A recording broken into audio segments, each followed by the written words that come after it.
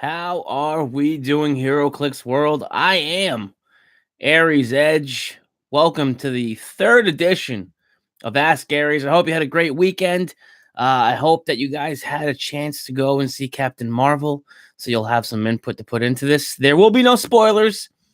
I will not go into great details about the movie or anything like that. I will just kind of talk about it in a roundabout way and give you my insights of what I think about the movie going forward and so on and so forth. But I will do it in a very concise way, in a way that won't give away too many spoilers or things like that. So credit goes where credit is due. Kristopher Smotherman wrote me and said, some thoughts on Captain Marvel. I have a couple. Just whenever you're free, be a cool topic for Aries Falls on his front porch or whatever it is that you're doing. Thank you for covering us in the YouTube channel again. Basically, I cleaned it up a little bit and so on. I did get the opportunity to go and see Captain Marvel this weekend. And I can tell you flat out, I loved it. I thought it was great. It was entertaining. There's a lot of back and forth in social media, jargon and blah, blah, blah. And I'm not going to get into that because this isn't what it's about. You have topics or anything like that you want to cover and you want to talk about, by all means, shoot me a message. You can get to us on the 2 Clicks from KO Facebook page. You can message us there. You can private message me at Aries Edge. You can also find me at AriesEdge2626 at gmail.com. Or also on Instagram at XAriesEdgeX. But you could also hit us again, like I said, on the 2 Clicks from KO Facebook page, and you can send the message there. So, there we go. I thought the movie being an origin movie, most of the time when you see an origin movie, you kind of think to yourself, okay, this is going to be boring, or so on and so forth. I'll give you my example. So the closest example that I can give you of an origin movie that I did not really fully enjoy is the fact that, like Doctor Strange, it starts off super action-packed. Dude gets his, spoiler alert, if you haven't seen Doctor Strange by now, that's on you. I'm not going to censor this conversation about Doctor Strange because you haven't seen it. It's been out for 13 years. So, dude gets his head cut off. They steal the pages out of the book of whatever it is. And, there's this big action sequence. And then all of a sudden, it jumps into arrogant Doctor Strange. And then you have to go through the slow pacing of him getting into the car accident and then losing the ability to use his hands and all that character progression and so on and so forth. Captain Marvel doesn't do that, where you're already basically right smack dab in the middle of the movie. It starts you off well, and then it kind of does like some flashbacking into her past and things like that. They do a really good job of keeping pace in the movie and revealing enough information as you go along to keep you interested in the movie. And it's not a slow droning on of, okay, like I said, like Doctor Strange was. Lost his hands. He's looking for this. He's looking for that. Blah, blah, blah. You hated the movie. Which movie did you hate? Captain Marvel or Doctor Strange? As I'm talking about the Doctor Strange movie right now. Jesse Cody says, my hot take, it was pretty okay. Had fun. 7.5 out of 10. I give it a 7.5, about a 7.5 as well out of 10. Just for the fact that it's the small things in Captain Marvel which made me appreciate it more, which made me enjoy it more. The scrolls in it were awesome. I really enjoyed the way they did scrolls. There was enough humor in the movie to be like other other Marvel movies. There was enough humor in them that kept it light and it wasn't so brooding. It wasn't like DC movies. It wasn't brooding and dark the entire time. It explains to you why Brie Larson isn't smiling all the time. If you watch the movie, you'll understand. Um, I like the dynamic of Coulson and Nick Fury. It shows them both as early on Shield agents. It shows their dynamic. It shows a Nick Fury who's not as grizzled and hard as he is in some of the movies that we've seen him in. He's a more lighthearted, kind of happy-go-lucky detective for Shield. He's not the veteran that we know him as. So it's good to see the character progression kind of in reverse, though. You see how he started off his career. There is a Stan Lee cameo. It's an awesome cameo. I won't spoil that for you, but there is a Stan Lee cameo. You should watch it. Stan Lee cameo is awesome.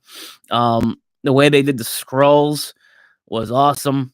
I enjoyed that a lot. There's enough twists and turns in the plots. There's multiple layers of plots in the movie. There's enough twists and turns to keep you kind of on your heels and guessing as to what's going to happen next. Like I said, was it perfect? No. Was it better than most origin stories? Yes. I liked it better than Doctor Strange as an origin story. I liked it better than Ant-Man as an origin story. I liked it better than the first Captain America movie as an origin story. I enjoyed it more than, oh God, I got hair in my mouth, than those. Just for the fact that it has that prototypical, okay, we see Captain America as the scrawny Captain America. You have to, he gets beat up by guys, so on and so forth. Oh, okay, cool. He goes in, they do the experiment. Boom, he's big Captain America now. He's chasing people, whatever. It's just those movies, and then he's with the Howling Commando. So, yeah, I can, but I,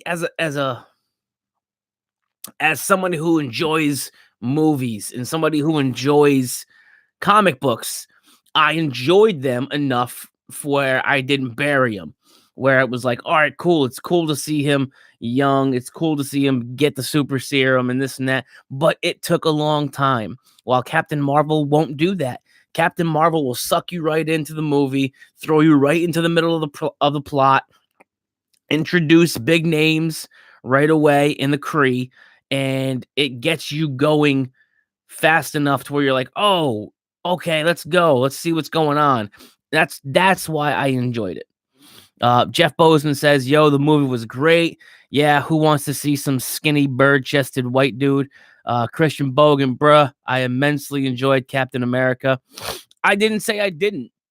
All I'm saying is I thought Captain Marvel was better. Captain America was still one of those it was cool to see Captain America become Captain America on screen and not just what you see in the comic books. But if you're talking about movie pacing and things like that, because people are saying, oh, the movie was slow, the movie was this, so was Captain America, so was Doctor Strange, so was Ant-Man. They were all very slow to get into the Ant-Man suit, into this and that. Captain Marvel doesn't do that. Captain Marvel, she's Captain Marvel, boom, boom, boom, and then she starts to piece things together. That's why I'm saying it's kind of a reversal of roles of how other origin tales were done. That's why I enjoyed it. It was an origin story. It did have its slow moments. Yes, it still had its slow moments, but was done a little better than other origin stories. That's in my opinion. That's why I enjoyed it. Jacob Payne says, you forgot that Captain America probably has the best moment in the whole MCU as far as completely capturing a character. Cap Marvel was lame. Why? You've given me no examples as to why. And no, Captain America doesn't have one of the best moments in the whole MCU becoming the character. I don't see that. It was cool seeing Captain America become Captain America, but I don't think Captain America was Captain America until the second movie, until they finally thought him out, until you saw him trying to adapt into things. The first one was okay, cool. So, I mean, again, though, you don't think of Steve Rogers as that. You see Steve Rogers in like the other movies as they are going along become the leader that he is. In the first movie, they got him punching Nazis and doing like all like the early on Captain America stuff. It was the very old Captain America stuff. It wasn't until almost halfway through, three quarters of the way through, that he gets the Howling Commandos and does stuff. So, like I said, I'm talking, and I'm not talking about just nostalgic purposes. I'm talking about pacing. The pacing of that movie was bad. Was bad. So was Doctor Strange. You start off on a very big high note, and then boom, like you slow down by showing, Stephen Strange doing an operation, and then you got to build all the way back up until he meets the Ancient One. Same thing. What was the other one? Ant-Man. Ant-Man's in prison. Then he's out of prison. Then he's got to do a job. And yeah, she was fine. She was super fine. He gets together with his buddies. So it takes a little while for you to get into those characters. While Captain Marvel, like I said, and I'm not saying Captain Marvel is the greatest origin story that they've had. I'm just saying people are giving it unnecessary hate for whatever reasons they may or may not be giving it. But it wasn't a bad movie. And if you think it was a bad movie, I would like for you to give me some reasons as to why. Nobody so far has given me a reason why as the Captain Marvel was quote unquote bad in their opinion. You know what I mean? No one's given me give me a reason. It was bad because XYZ. Okay, let's debate. Let's have a conversation about it. So far, Captain Marvel was lame. Why? Why was it lame? Give me examples. Give me feasible examples. I didn't like the pacing. I didn't like this. I didn't like that. I thought it was cool. It was cool to see nostalgic things because it was taken back like in the 90s or whatever it was. So you got to see some of those goofy little things that we had back then. If you were around my age, blockbuster videos, just them running through wherever they were in the movie, things like that. The character of Captain Marvel does nothing original and has no real growth other than she is though. I'm guessing she is tough. All right. I can't really go dive into that too much without giving away too much of the movie. Jeff Bozeman, Captain Marvel was a good indicator of what we have to come with the MCU, which is new and fresh. He also says the character development in Cap Marvel was very good too, secondary and primary. Yes, that's my point. Is Captain Marvel is the movie is based around her, but you see that secondary character development. You see the way she interacts with Fury. You see how Fury and Coulson are kicking things off, and it's not Phil Coulson isn't the Phil Coulson that we know down the road where he's threatening to taser Iron Man and while he watches Super Nanny or whatever it is. It's a fresh take on origin stories, and it gives us more background into the Kree. It gives us more background into Skrulls, which opens up two big doors for future endeavors in the Marvel Cinematic Universe. Also, it gives us every Avenger right now has been beaten by an opponent at some point in time. You know what I mean? Iron Man got beat up by Whiplash, eventually overcame it. They all got beat up by Thanos. Everyone's taking a beating. Everyone's taking an L. She could come in there and uplift them, give them more. Jacob says nothing new and fresh in the entire movie, but to discuss it would spoil a lot of the film. It would, and I'm trying not to do that. I still think there is enough new stuff. Again, Skrulls is new. It shows you more backstory into the Kree. Just Cody says I didn't see Phil carry 4 people at all during the movies. What a joke. I can only assume that is the referencing the Heroclix, the rare Heroclix, the Zeppelin or whatever it is, tie-in Heroclix. The Skrulls could have been any alien race. In what regards? In what regards? There was a Kree Skrull War. They showed you what the Kree Skrull War was. The shape-shifting thing was used once for story purposes. They shape-shifted quite a bit in that movie, but okay. Did they? Yeah. I mean, I'm pretty sure Talos shapeshifted into, I don't know, 2 or 3 different versions of people in the movie. Um, so yeah, 3 or 4 actually now that I'm remembering it. Talos actually shape changed into like 3 or 4 different people in the movie. Um, so yeah, no, we saw quite a few. They kind of gave you a backstory. I'm not like I said, I'm not gonna go into argue. You can message me afterwards so we can go into more details about it. But I'm just like I said, I'm giving you my opinion. You obviously didn't like it, and that's fine. You can have that opinion. I'm telling you, I did like it, and this is why. Uh, as Jesse Cody's part, he's making reference to the Heroclix that has the passenger 4 ability, the rare one. Again, the only thing that I can think of is that maybe what Whiz Kids did is they took into consideration other versions of Phil Coulson. He has his flying car, he has, this, that, or the other thing. So the only thing that I can think of is maybe they kind of took that into consideration when they decided to make that particular hero click. Now, also, um, MC Click McClick's going to pick up some groceries, and this is what popped up. Thank you for tuning in. I appreciate it. They design the clicks before they see the movie. Um, yeah, but I think they also get a little input from Marvel because obviously Marvel has input. Let's hear it for Chase Captain. Chase Captain Marvel. I'm telling you, Chase Captain Marvel is a very good representative of the Hero Click version. And the movie version. Now, I will give you this is a comment that I got today from Manny Grant. No Avengers Initiative power should be on any clicks in the set.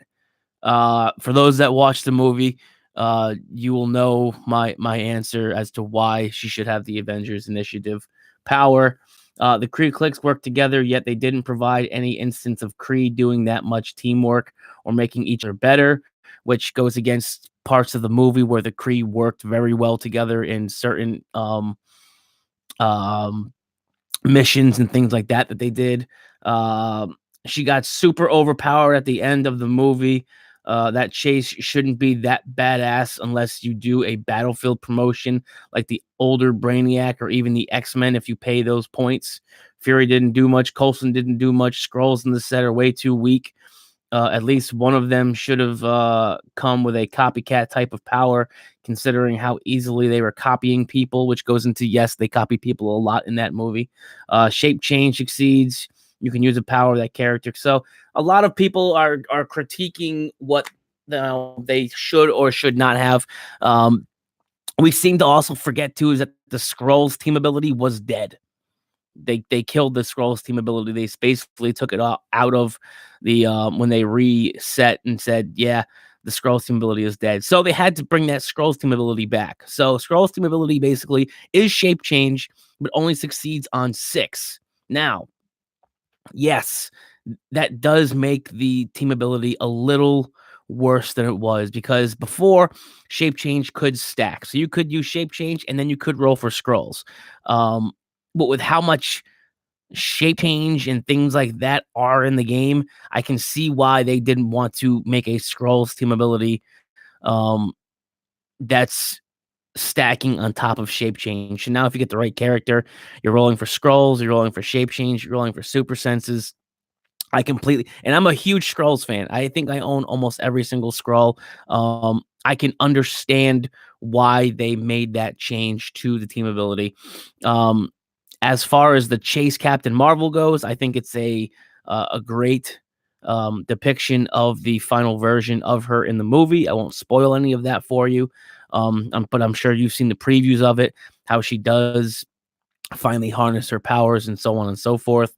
The Clicks version, in my opinion, is a very good depiction of that on-screen portrayal. Now, maybe not as good as like what the comic books are or whatever the case is, but this set is based off of the movie. So if you're looking at the chase and then you're looking at her, I think it's a very good depiction of how she was portrayed in the movie. Um, Let's hear it for Jesse Cote. Let's hear it for the entire set. I thought this was a gravity feed that was amazing. If we see more gravity feeds like this, they will sell. I would love to see gravity feeds like this for animated movies that DC puts out. I would love to see an Endgame gravity feed. They won't do it because they don't want spoilers in any way, shape, or form. We've seen that with all the other movies, like the Avengers movies. There wasn't an Age of Ultron set. They did do an Avengers movie for way back in the day, and they put weird stuff in it that made no sense whatsoever with the movie. They had Frost Giant packs, they had Skrull packs in those, and it didn't make sense really with the Avengers movie itself. So Jeff Bozeman says maybe they gave Coulson the carry 4 ability because he's been carrying the actors on Agents of S.H.I.E.L.D. for years now. Maybe. That's a good point. But again, he also had the flying car. So it might have something to do with that.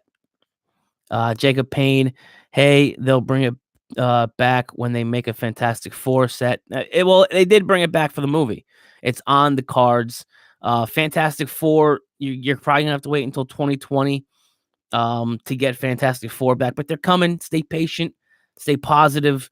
You trust me, they're going to hit so hard with Fantastic Four. You're gonna wish they make X-Men stuff. I just have a feeling that as soon as they are given the green light, Fantastic Four are coming, and they're going to be coming in great numbers. Best gravity feed they've done in a while. My store didn't get any because of past gravity feed sales. I don't think my store got as much as it used to as well, just for the fact. The Ninja Turtles always sell well for us.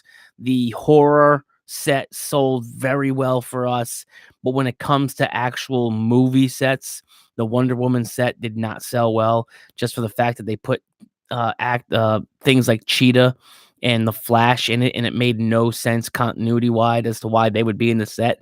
They kind of just put filler figures in there, Raven as well.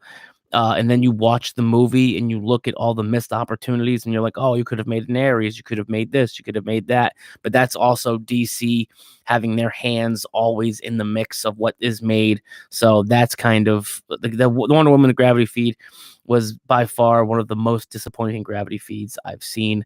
I wish they would have done more with it. They could have done so much more with it. I hope that this gravity feed that was put out becomes a lesson to WizKids and to Marvel and DC and so on, as hey, this is how a good movie gravity feed should look. 2 chases, I'm cool with it. I don't gotta go chase one down at Target. You know, if I buy a case, I have a good opportunity of pulling 2 chases. That's cool. The rares were really good. You had enough common stuff in there that were filler that were good too. Skrull warriors, scientists, so on and so forth. I thought the gravity feed was solid, was very, very solid. Best gravity feed they've done in a while. My store, yep. Now all the players want it. The McClicks. Can I get some Bam Bam Bigelow in my life? Like now, bro, don't even go watch my last episode, man. Last episode was all about WWE Heroclix and how AEW was going to have an effect on the wrestling industry. So go check out episode 2. I did a whole big inside talk about that on the last episode.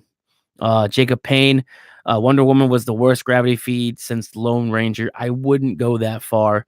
We did also see, like Kick-Ass and Kick-Ass 2, gravity feeds and things like that. So those weren't too good either. So Jeff Bozeman, Marvel 10th anniversary has the Spider-Man Skrull chase. I have all those chases that had shape change, super senses, and Skrull team ability. I believe, if I recall correctly, they did. Christian Bogan, all joking aside, I think that rare Phil Coulson is fantastic. Rare Phil Coulson is going to be a force to be reckoned with. He is going to be a great transporter for a lot of these Avengers teams that you're seeing piloted. I think the rare Phil Coulson, Korath was bomb. The Kree in the set too. They all play off each other real well. The whole entire set has a lot of real good continuity to it. The whole set is amazing. The every figure in the set can be played, um, and does fit well with other things. The whole set has a great continuity to it. Uh, yeah, Phil Coulson Rare's Fire, Jacob Payne. Quick aside thoughts on Fast Lane as long as we're being distracted. I'll get to that if you want towards the end. My boy Rugged Dookie, a belated happy birthday to you, homie. I threw you a couple messages out there, but I'll do it now because we're live. Jesse Cody, nobody will ever play Korath Trollface. I guarantee you now Aaron plays Korath just to throw it in your face. But like I said, aside from that, 7.5. I give it. I'm a DC fan. I'm a huge DC fan. Oh man, DC fan. Ask around. I back up DC way more than I should have. I liked Captain Marvel more than Wonder Woman. Hands down. I liked Captain Marvel more than Wonder Woman. Wonder Woman was great. It didn't have, but again, it didn't have all the negativity and it didn't have all of that hoopla surrounding it, which is probably why a lot of reviews and stuff is a lot of hurt feelings and so on and so forth. When I go into a movie, regardless of what is going on in social media or who likes who or who's not going to go watch it for whatever reasons, I don't care. Those are your personal reasons. Cool. Do you, boo boo. I go into a movie wanting to be entertained, wanting to see how it fits in. And it was a standalone movie that I thought hands down was good. The after credit scenes were good. Everything. I don't have any real complaints about the movie. I really don't.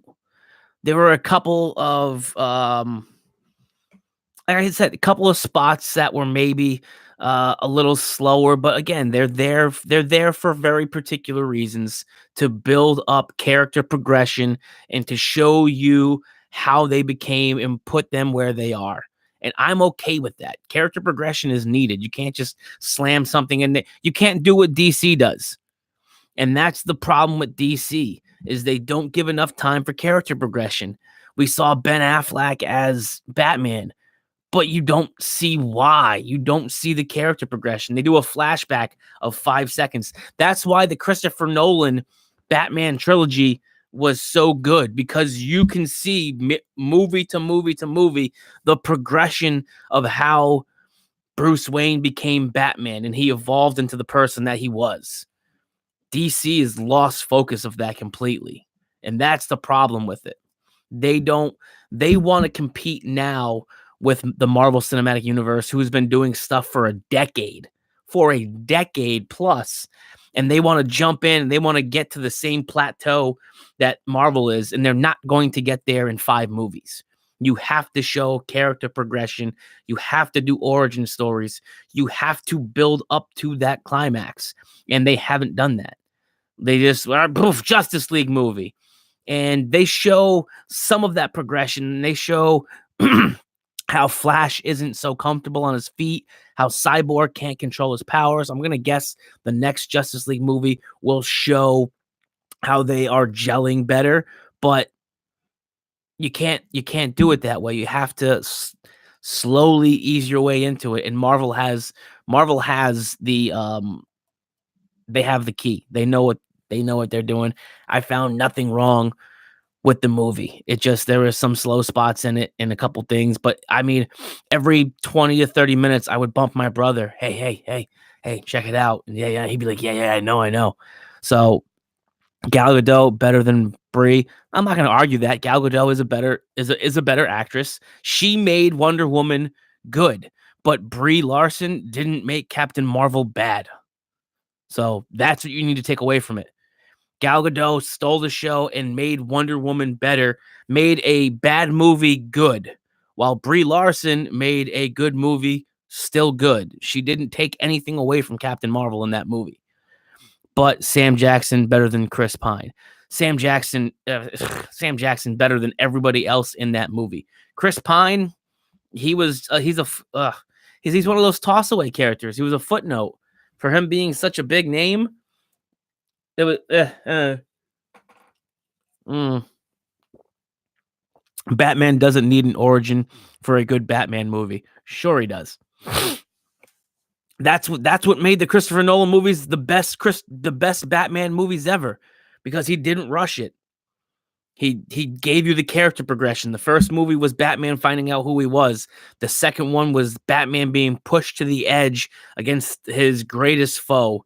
And then the third one was him having to be the bad guy because that's what Gotham needed. It showed the full spectrum of character progression.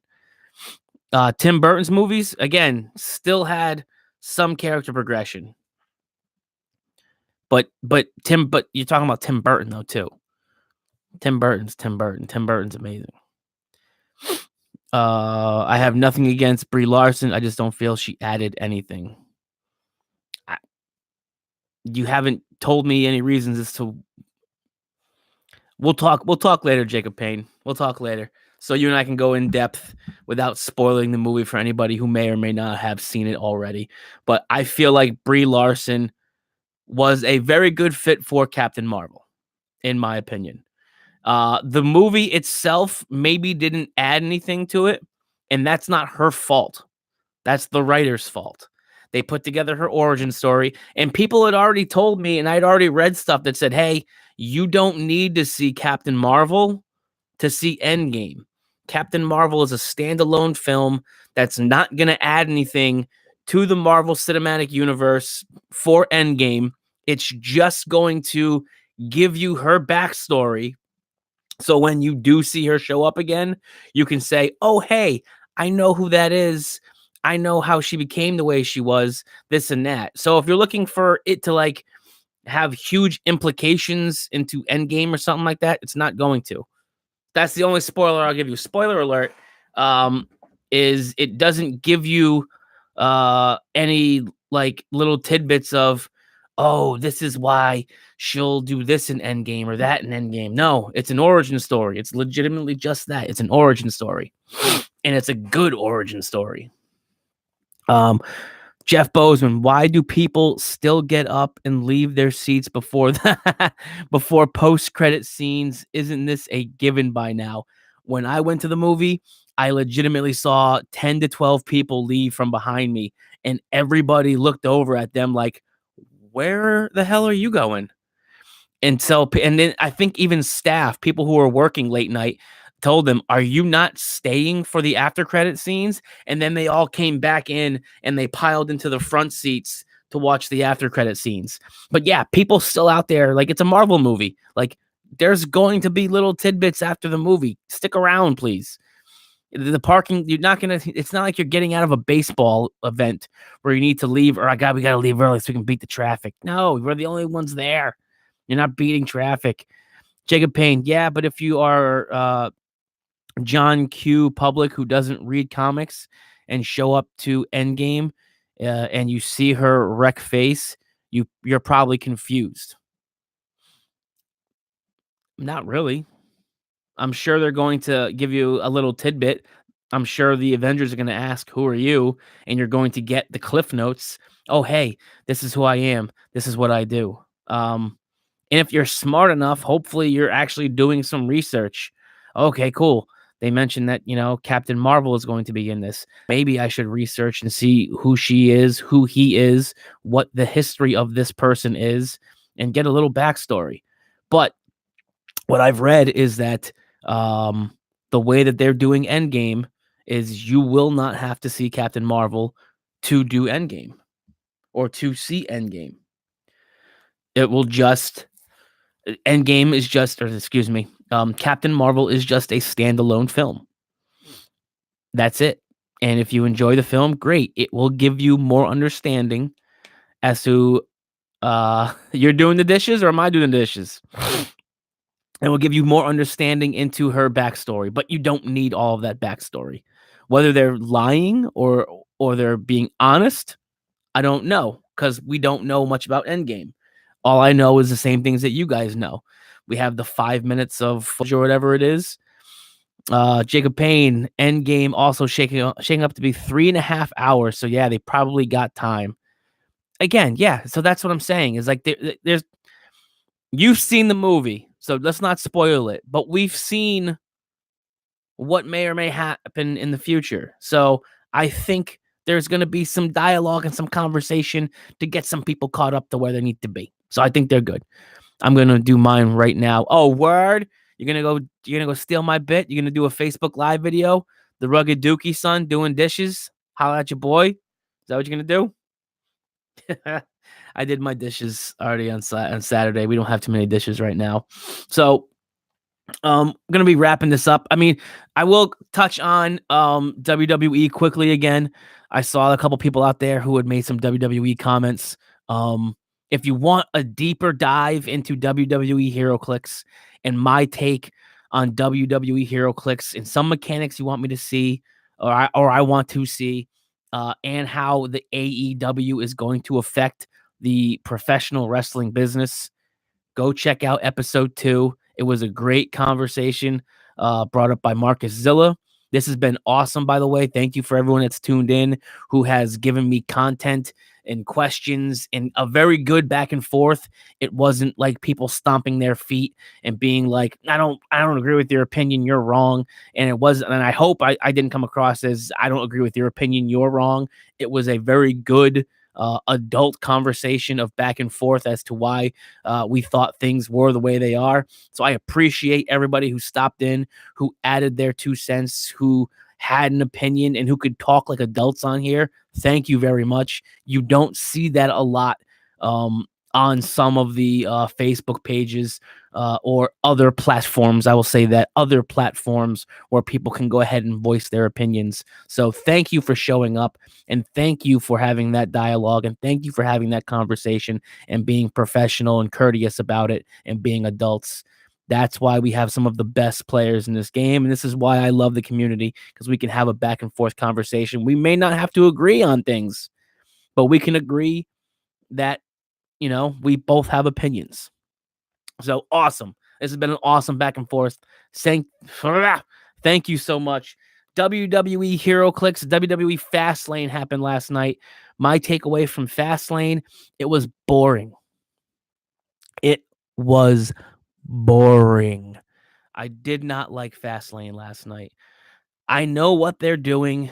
I think Raw tonight will be better than Fastlane, just for the fact that Batista, Drax the Destroyer, will be face-to-face with Triple H. I think that Fastlane was boring. I'm over Ronda Rousey. She can go ahead and leave now. Thanks for showing up. You've been fun. You can go. Elias was probably the highlight of the show. I loved Elias just giving guys crap over and over. I feel I'm the only guy who likes Baron Corbin. Yes, you are. You, I don't mind Baron Corbin.